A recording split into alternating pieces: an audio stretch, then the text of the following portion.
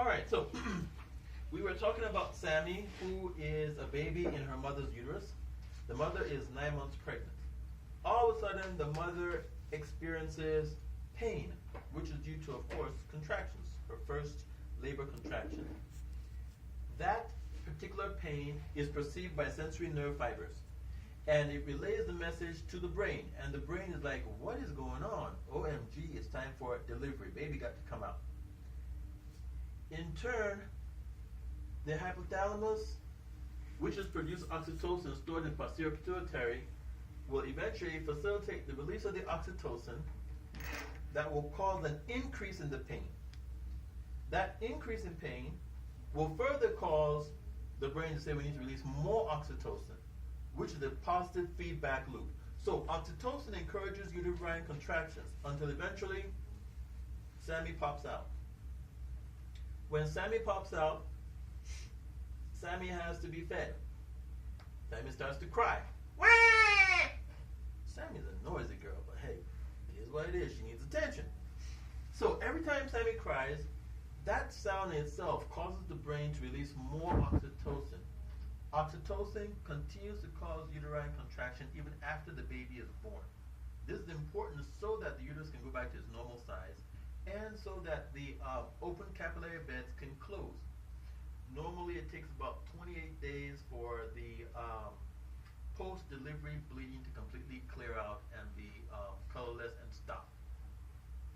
All this 28 days, of course, baby is actively breastfeeding. It is very important to encourage breastfeeding if you can breastfeed because it helps to reduce the uterine size. Now, what does oxytocin do on the breast?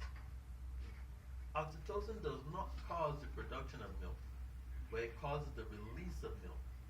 Because in turn, oxytocin causes contraction of the smooth muscles around the ducts of the breast to release milk to the baby. That's why in some women, when they hear a baby cry, it may not be their baby, and they've recently been breastfeeding. They start to produce milk. It's the spontaneous reflex in a lot of women. Some women, weirdly enough, if they hear anything that sounds like a baby, even a cat, it can cause milk release. Now, as we said, Sammy has to eat. Mommy has decided to breastfeed. So the hormone that helps with milk formation, prolactin. Once again, a lot of these hormones give away what they do in their names. Prolactin.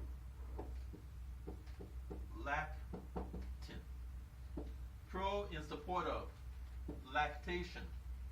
And then the IN indicates that it is a protein-based hormone. Now, some hormones end in ONE or OL, which indicates they are steroid-based, basically. So prolactin will cause the production of milk, while oxytocin will cause the release of milk in women. Now, in men, oxytocin facilitates or participates in the process of ejaculation. So we're done with oxytocin, we're done with prolactin. Now, of course, when Sammy eats, Sammy has to pee. The hormone that helps to determine how much pee she makes, ADH, anti-diuretic hormone. Anti-diuretic hormone. Anti against diuresis, making of pee.